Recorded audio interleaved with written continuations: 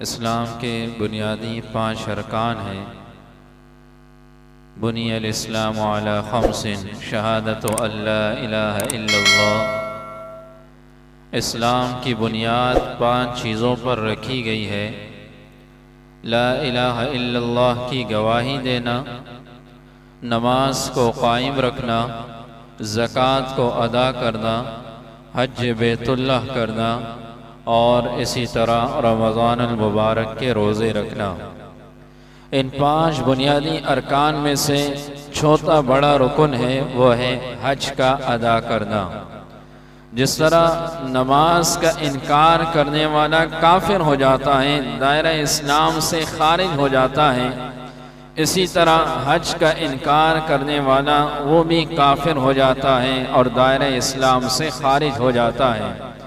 जिस तरह नमाज अपने वक्त पर अल्लाह ने फ़र्ज की है और अपने वक्त पर उस नमाज को अदा न किया जाए तो वो शख्स गुनाहगार होता है, ताख़ीर पर भी उसे गुनाह मिलता है, क़ज़ा पर भी उसे गुनाह मिलता है। इसी तरह हज भी अल्लाह ने अपने वक्त मुक़र्ररा पर रखा है, जिस पर हज फ़र्ज हो जाए और वो हज अदा करने में ताख़ीर करे तो वो शख्स भी गुनाहगार हो जाता है। यहाँ तक कि रसूल अकरम सल्लल्लाहु अलैहि वसल्लम ने एक दिन इरशाद फरमाया, वल्लम यमनअहु अनिल हज हाजतुन ज़ाहिरा औ सुल्तानुन जाइर औ मरदुन हाबिस। फरमाया जिसको 3 किस्म के आज़ार ना हो, या तो कोई बहुत ही ज़्यादा शदीद ज़रूरत है कि जाने में वो ज़रूरत इतनी शदीद है कि अगर वो जाता है तो पीछे बहुत सारे मसाइल हो सकते हैं, या किसी सुल्तान जाबिर बादशाह ने उसे रोक रखा है, औ मरदुन हाबिस, या ऐसा मर्द है कि जिस मर्ज में वो नहीं जा सकता, फरमाए कि इसके अलावा कोई उज़्र ना हो, तो रसूलुल्लाह सल्लल्लाहु अलैहि वसल्लम ने फरमाया फमाता, और वो आदमी इंतकाल कर गया, वलम यहुज, और उसने हज न किया, फलयमुत इंशाअ यहूदियन औ नसरानिया, वो यहूदी और नसरानी होकर मरा है, वो ईमान वाला होकर नहीं मरा, वो मुसलमान होकर नहीं मरा, क्योंकि इसने इस्लाम के एक बहुत बड़े फरीज़े को अदा न किया, इसलिए इस दुनिया से इस हाल में वो गया तो यहूदी और नसरानी होकर मरा है। सईद बिन जुबैर रज़ियल्लाहु ताला अन्हु फरमाया करते थे कि वो शख्स जिस पर अल्लाह ने हज फर्ज किया और इस्तिताअत रखी और उसके बावजूद उसने हज न किया, फरमाया मेरा जी चाहता है कि मैं उसकी नमाज जनाजा भी ना पढ़ूं, मेरा जी चाहता है कि मैं उस शख्स की नमाज जनाजा भी ना पढ़ूं। हज़रत अली रज़ियल्लाहु ताला अन्हु फरमाया करते थे कि जिस पर अल्लाह रब्बुल इज़्ज़त ने इतनी इस्तिताअत रखी कि वो हज कर सकता है और इतना माल अल्लाह ने उसे दिया, लेकिन उसके बावजूद वो हज अदा नहीं करता, तो फरमाया कि मेरा जी चाहता है कि उस आदमी पर जिज़िया मुकर्रर कर दिया जाए, और आगे फरमाने लगे वो मुसलमान नहीं है, वो मुसलमान नहीं है। इन तमाम सहाबा के अक़वाल से और रसूल अकरम सल्लल्लाहु अलैहि वसल्लम के अक़वाल से ये मालूम होता है कि जिस आदमी को अल्लाह ने इस्तिताअत दी उसके बावजूद वो हज नहीं करता, तो गोया कि वो अपने ऊपर भी जुल्म कर रहा है, अपनी आखिरत भी तबाह कर रहा है, अपनी दुनिया भी तबाह कर रहा है। इसीलिए अल्लाह के नबी सल्लल्लाहु अलैहि वसल्लम हज़रत अबू बकर सिद्दीक़ रज़ियल्लाहु ताला अन्हु को हर साल भेजा करते थे। जब हज की फर्जियत का हुक्म नाजिल हुआ तो नबी अलैहिस्सलाम ने हज़रत अबू बकर सिद्दीक़ रज़ियल्लाहु ताला अन्हु को रवाना किया, और तमाम खुलफा के अमल से ये मालूम होती है ये बात कि तमाम खुलफा हर साल हज अदा किया करते थे। और कुरान मजीद के अंदर इसकी इतनी फजीलत है कि अल्लाह ने नमाज के बारे में पूरी सूरत नाजिल नहीं की, अल्लाह ने ज़कात के बारे में पूरी सूरत नाजिल नहीं की, लेकिन जहाँ हज की बात आई तो अल्लाह ने एक सूरत नाजिल की और उसका नाम रख दिया सूरतुल हज। सूरतुल हज एक पूरी सूरत है और अल्लाह ने इस सूरत का नाम ही रख दिया, हज के नाम पर रख दिया। तो इंसान हज की तैयारी करें। अभी गवर्नमेंट ने ऐलान कर दिया है, इस ऐलान के नतीजे में हर वो शख्स जिसके पास 2,80,000 रुपए हैं चाहे ये रकम कैश की शक्ल में है, चाहे ये रकम उसके पास सोने जेवरात की शक्ल में है, और चाहे ये रकम उसके पास प्लाट या मकानों की शक्ल में है, जो उसके जायद ज़रूरत से जायद प्लाट है या उसके जायद ज़रूरत से जायद जो उसकी ज़मीनें हैं, तो उलमा ने लिखा इस शख्स पर हज फर्ज है और इसे चाहिए कि वो फिल फौर हज अदा करें। साहिब हिदाया फरमाते हैं वह वाजिबुन अलल फौर, ये फिल फौर अदा करना ये हज की वाजिब है। रसूल अकरम सल्लल्लाहु अलैहि वसल्लम ने एक दिन इरशाद फरमाया कि तअज्जिलू अल हज यानी अल फरीज़ा, हज अदा करने में जल्दी किया करो, इस फरीज़े को अदा करने में जल्दी किया करो। व इन्ना अहदकुम ला यदरी मा युरिद लहू, कि तुम में से कोई शख्स नहीं जानता कि कल को उसके साथ क्या होने वाला है, कल को कौन सा ऐसा हादसा पेश आ जाए। आज अल्लाह ने जिस्म सलामत दिया, अल्लाह ने आंखें सलामत दी, इन आंखों का हक है, इस जिस्म का हक है कि हम अल्लाह रब्बुल इज्जत के दरबार की ज़ियारत करें। हमें नहीं मालूम कल को हमारा जिस्म कहीं गिर जाए और हम बिस्तर से उठने के काबिल न हो, हमें नहीं मालूम कल को कोई ऐसा हादसा पेश आ जाए कि जो माल हमारे पास मौजूद है वो सारा का सारा माल खत्म हो जाए, हमें नहीं मालूम कल को कोई ऐसे रास्ते वहां के बंद हो जाए। आज लोग वहां से धड़ाधड़ वापस आ रहे हैं, नऊज़ बिल्लाह कल को कोई ऐसा मसला पेश आ जाए कि यहाँ से भी वहां कोई न जा सके। तो आज अल्लाह ने ये मौका दिया है, इस मौके को गनीमत समझें और अपने इस फरीज़े को फिल फौर अदा किया करें। उलमा ने यहाँ तक लिखा, बल्कि सरकार दो आलम सल्लल्लाहु अलैहि वसल्लम ने एक दिन इरशाद फरमाया कि जो इंसान हज के लिए निकलता है और 1 रुपया खर्च करता है तो फरमाया जबल अबी कुबैस के पहाड़ के बराबर उसे 1 रुपये का सवाब मिलता है। जबल अबी कुबैस एक बहुत बड़ा पहाड़ है, मक्का मुकर्रमा के अंदर सफा मरवा से निकलते हैं तो सामने एक बहुत बड़ी पहाड़ी है, उसे जबल अबी कुबैस कहा जाता है। 1 रुपये का सवाब। और एक रिवायत में रसूल अकरम सल्लल्लाहु अलैहि वसल्लम ने इरशाद फरमाया 1 रुपये को खर्च करना 4 करोड़ के बराबर अल्लाह रब्बुल इज्जत उसे सवाब अता करते हैं। और एक रिवायत में रसूल अकरम सल्लल्लाहु अलैहि वसल्लम ने ये इरशाद फरमाया अल्लाह के रास्ते हज में खर्च करना 1 रुपया ऐसा है वह कि 700 रुपए से ज्यादा, 700 गुना से ज्यादा तूने खर्च किया। इसलिए उलमा ने ये लिखा कि जो इंसान हज के लिए निकलता है अल्लाह उसके रिज़्क़ में बरकतें नाजिल करता है, अल्लाह उसके रिज़्क़ को कुशादा कर देता है, उसके रिज़्क़ में और बरकतें आती हैं। हमें दुनिया के अंदर दुनिया ने ऐसा मशगूल कर दिया कि हमारे ज़हन गुमान में ये बात आती है कि मैं 3 लाख खर्च करूंगा तो मेरी आमदनी में से, मेरे जमा शुदा रकम में से 3 लाख निकल जाएगी, बाकी कम हो जाएगी। लेकिन प्यारे रसूलुल्लाह सल्लल्लाहु अलैहि वसल्लम का सच्चा फरमान है और मैं मा अमारा हाजुन क़त्तु, हाजी आदमी कभी तंगदस्त नहीं हो सकता। हमने आज तक नहीं देखा कि किसी शख्स से हज किया हो और हज करने के बाद उसके पास माल और दौलत की कमी आ गई हो। हाँ, ये जरूर देखा है कि किसी ने हज किया, हज से पहले उसका माल कम था, लेकिन हज किया, हज के बाद इतना माल उसका बढ़ा, इतना माल उसका बढ़ा कि वो बढ़ता ही चला गया, बढ़ता ही चला गया। एक हाजी साहब कहने लगे मैं हर साल कहा BC करता हूँ और BC हज के नियत से करता हूँ, कहा मैं हर साल हज पे जाता हूँ, मैंने तजुर्बा किया है, कहा जितना पूरा साल में कारोबार में कमाता हूँ उससे ज्यादा इस 40 दिन में अल्लाह मुझे अता कर देता है। ये अल्लाह रब्बुल इज्जत पर यकीन है।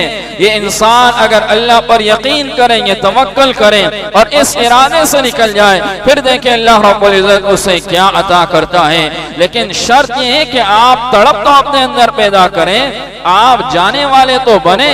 आप दुआ करते हैं अल्लाह हमें हरमैन शरीफैन की ज़ियारत नसीब फरमा, लेकिन उसके लिए असबाब ही नहीं जमा है, न उसके लिए पासपोर्ट तैयार है, न जाने के असबाब मुहैया है, तो किस तरह जाना मुहैया होगा। उसके लिए जरूरी है आप जाने के असबाब मुहैया करें और फिर उसके बाद अल्लाह रब्बुल इज्जत से दुआ मांगे। इसलिए अली रज़ी अल्लाह तआला अन्हु फरमाया करते थे, तवक्कल ये है कि अपनी सवारी को बांध लो और बांधने के बाद तवक्कल करो, ये तवक्कल है। ये तवक्कल नहीं है कि सवारी को नहीं बांधा और बांधने से पहले ही तवक्कल कर रहे हैं, ये तवक्कल नहीं होता। तवक्कल ये होता है कि जाने से पहले तमाम असबाब उसके बनाए जाए और बनाने के बाद अल्लाह से मांगा जाए और फिर उसके बाद अल्लाह रब्बुल इज्जत बुलाते हैं। अगर है आप मुखलिस अपने इकरार मोहब्बत में, तलब खुद कर लिए जाएंगे दरबार मोहब्बत में। अगर हम में से हर शख्स मुखलिस बन जाए तो अल्लाह कैसे नहीं बुलाते हैं। पिछले साल पढ़ा कि यमन का एक बूढ़ा शख्स, उसकी उम्र 120 साल थी। उसने कहा मैंने पहला हज किया था 20वें साल में, जब मेरी उम्र 20 साल थी। कहा आज मेरी उम्र 120 साल है, आज 100वां हज में कर रहा हूँ। कितना 100वां हज में कर रहा हूँ। इब्राहिम बिन अदहम रहमहुल्लाह के बारे में आता है, बैतुल्लाह का इरादा किया तो इरादा करने के बाद तड़प और इश्क इतना ज्यादा था कि जब एक कदम रखते तो 2 रकात नमाज पढ़ते हैं, फिर एक कदम रखते फिर 2 रकात नफिल पढ़ते, फिर एक कदम रखते फिर 2 रकात नफिल पढ़ते। 2.5 साल के अरसे में बैतुल्लाह पहुंचे। कितने? 2.5 साल के अरसे में। हमारे लिए तो कितना आसान है, 4 घंटों में पहुंच जाते हैं। वो 2.5 साल के अरसे में बैतुल्लाह पहुंचे। सोचो कितनी तड़प होगी, कितना जज्बा होगा। और जब बैतुल्लाह के सामने आए तो अल्लाह से मांगने लगे, या रब मा अबदना का हक़ इबादतिक मा अरफना का हक़ मारिफतिक। ए परवरदिगार, अब भी मैं तेरी बंदगी का हक अदा न कर सका, अब भी मैं तेरी मारिफत का हक अदा न कर सका। ये हजरात इस तड़प से, इस शौक से हज किया करते थे। मालिक बिन दीनार रहमहुल्लाह के बारे में आता है कि मालिक बिन दीनार रहमहुल्लाह फरमाते हैं, एक दिन गर्मियों का दिन था। कहा ज़ोहर के वक्त में बाहर निकला तो एक अपाहज, एक लंगड़ा जमीन पर घिसटता हुआ जा रहा था। मैंने कहा ए वो शख्स, अल्लाह के बंदे कहाँ जा रहे हो? उसने कहा मैं अल्लाह के घर की जियारत के लिए जा रहा हूँ। कहा गर्मी का इतना आलम था कि दरख्तों पर परिंदे बैठे हुए खामोशी से, और इतनी सख्त लू और गर्मी थी। कहा मैंने उससे कहा इतनी गर्मी के आलम में जा रहे हो, जरा मेरे घर पर आकर थोड़ी देर आराम कीजिए और शाम को आप निकले और शाम को सवारी का इंतजाम भी कर लूंगा, आप आसानी के साथ यहाँ से चलिए, बड़ी मुश्किल हो रही है आपको, माजूर भी हो। कहने लगे ए मालिक, मैं तुझे बड़ा अक्लमंद समझता था, लेकिन तू तो बड़ा बेवकूफ निकला। कोई शख्स, कोई गुलाम भागा हुआ हो, अपने आका के पास जाता है और उस गुलाम ने गुनाह किया हो, नाफरमानी की हो, तो बताए वो आका के पास सवारी पर चलकर जाएगा या वो आका के पास जमीन पर बैठता हुआ जाएगा। मालिक बिन दीनार रहमहुल्लाह फरमाने लगे कि चले आप आराम कीजिए, बगैर सवारी के शाम को चलिए।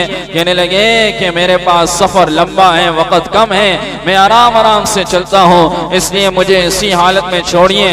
मालिक बिन दीनार रहमहुल्लाह अर्ज करने लगे, ये इसी तरह ये अपाहज चलता गया और इसी तरह मक्का मुकर्रमा पहुंचा। कहा हज के दिन आए, मैंने भी इरादा किया और मैं भी हज के लिए निकला। कहा जैसे ही शैतान की रमी की तो रमी करने के बाद नीचे मैंने देखा बहुत सारे लोगों का मजमा था और उस मजमे में एक शख्स अल्लाह से दुआएं मांग रहा था और सारे लोग उसके गिर उसकी दुआ पर आमीन कह रहे थे।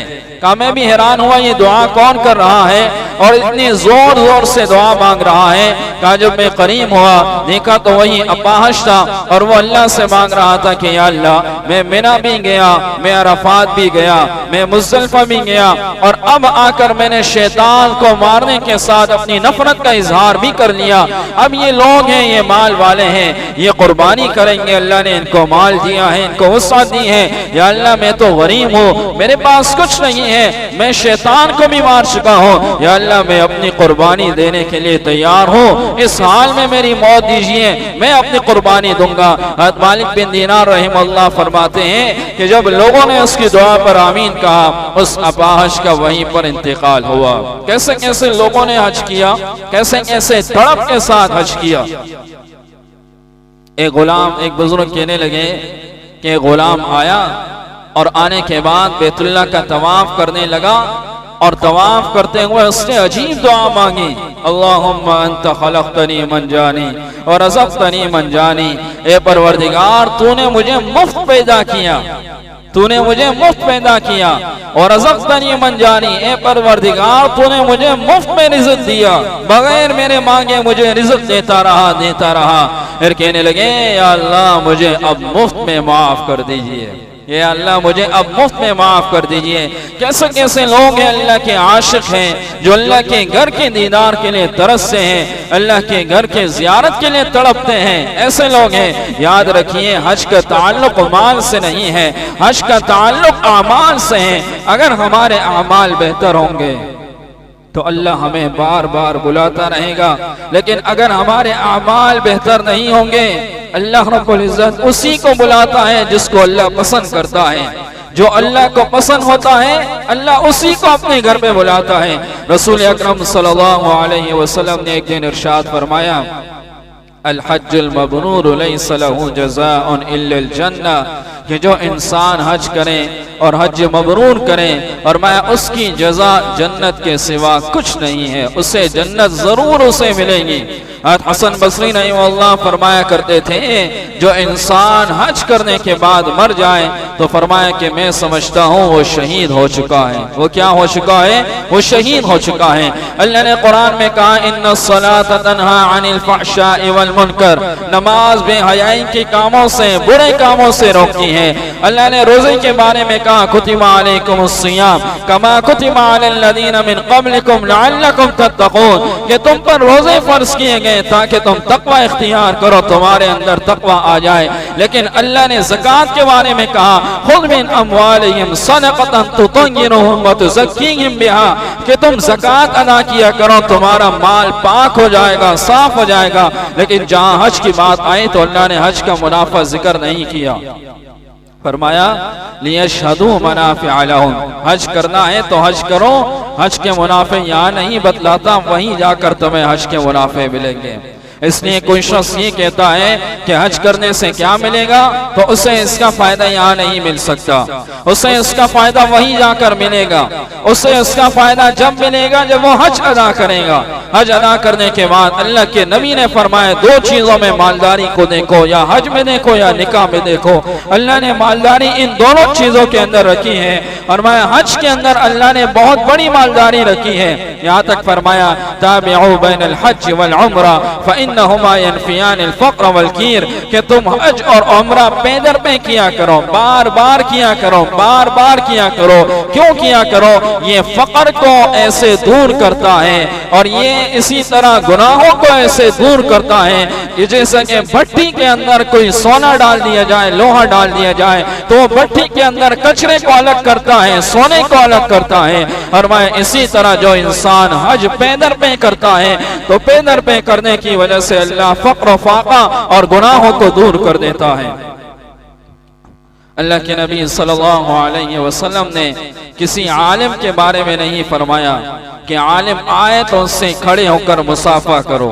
अल्लाह के नबी सल्लल्लाहु अलैहि वसल्लम ने किसी वली के बारे में नहीं कहा कि कोई वली आए तो उससे खड़े होकर मुसाफा करो, नहीं। आपने हाजी के बारे में फरमाया, इज़ा लक़ीतल हाज फसल्लिम अलैहि वसाफ़िहु वअमुरहु अन यस्तग़फ़िर लहु, जब हाजी आए तो हुक्म दिया कि हाजी से मिलो, उससे आगे बढ़ो और बढ़कर उससे मुसाफा करो, और उसे हुक्म दो अन यस्तग़फ़िर लहु, कि तुम्हारे लिए मग़फ़िरत तलब करें, क्योंकि हाजी जिसके लिए मग़फ़िरत की दुआ करता है अल्लाह उसकी भी मग़फ़िरत कर देता है।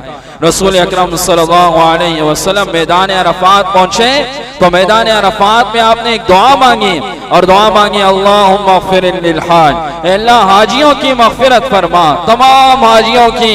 हज़रत उमर रज़ियल्लाहु ताला अन्हु ने फरमाया, या रसूल अल्लाह, ये इस वक़्त के हाजियों के लिए दुआ मांगी है या बाद के हाजियों के लिए भी दुआ मांगी है?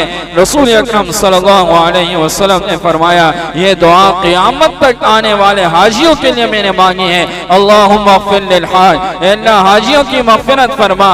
और फिर आगे फरमाया, अल्लाह तू उनकी भी मग़फ़िरत फरमा जिसके लिए हाजी मग़फ़िरत की दुआ करे, जिसके लिए हाजी मग़फ़िरत की दुआ करे, अल्लाह तू इसकी भी मग़फ़िरत फरमा। बड़ी किताबें लिखी उलमा ने हज की फजीलत पर, फ़ज़ाइल हज के नाम से। इसी तरह हज की फजीलत के नाम से एक किताब देखी, उसका नाम था दुआओं का सफ़र। ये क्या है? दुआओं का सफ़र है। उलमा ने लिखा 17 मकामात बैतुल्लाह के गिर्द ऐसे हैं कि जहाँ पर इंसान जो दुआ मांगता है अल्लाह कबूल कर देता है। 17 मकामात हैं जहाँ जो दुआ मांगता है अल्लाह कबूल कर देता है।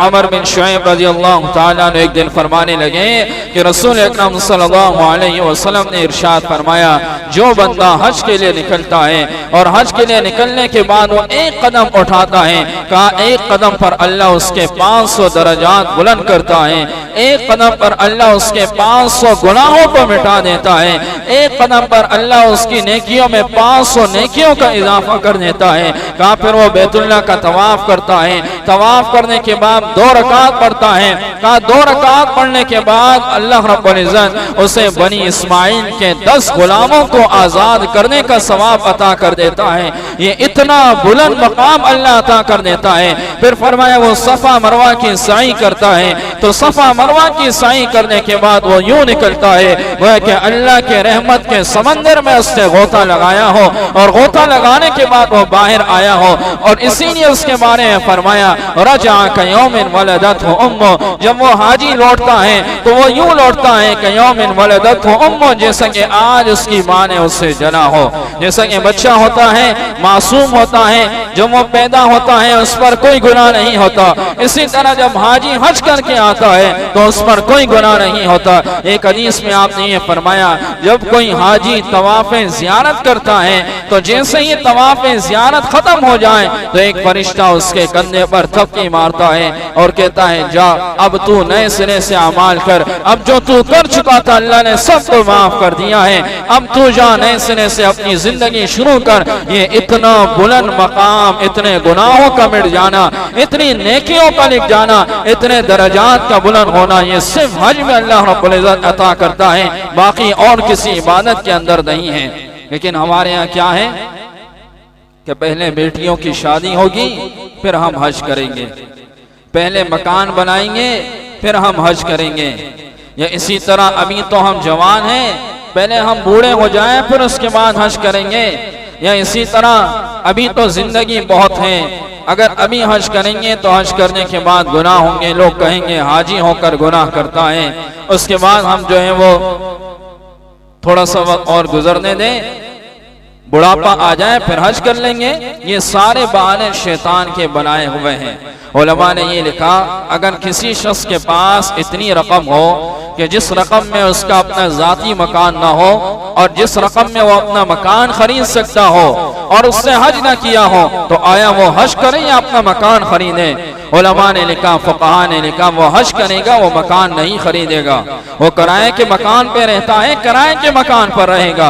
वलिल्लाहि अलन्नासि हज्जुल बैति मन इस्तता इलैहि सबीला, अल्लाह रब्बुल इज्जत ने हज को फर्ज किया है उस शख्स पर जो तुम में से इस्तिताअत रखता है उसकी तरफ जाने की, तो अल्लाह ने हज को फर्ज किया है। ये हमारे बनाए हुए बहाने हैं, बेटियों की शादी होना, और बाज़ जगहों पर तो ये देखा गया कि आदमी पर खुद हज फर्ज है और उसके वालिदैन पर फर्ज नहीं है, तो वो ये बहाने बनाता है पहले अपने वालिदैन को भेजूंगा फिर खुद जाऊंगा। इससे भी उलमा ने मना किया। ये ऐसा है कि गोया कि कोई शख्स यूं कहे कि पहले मेरे वालिदैन नमाज पढ़ेंगे फिर मैं नमाज पढ़ूंगा, पहले वालिदैन फर्ज नमाज पढ़ेंगे फिर मैं नमाज पढ़ूंगा, ऐसा नहीं होता, बल्कि वालिदैन से उनके अमलों का हिसाब लिया जाएगा, तुमसे तुम्हारे अमलों का हिसाब लिया जाएगा।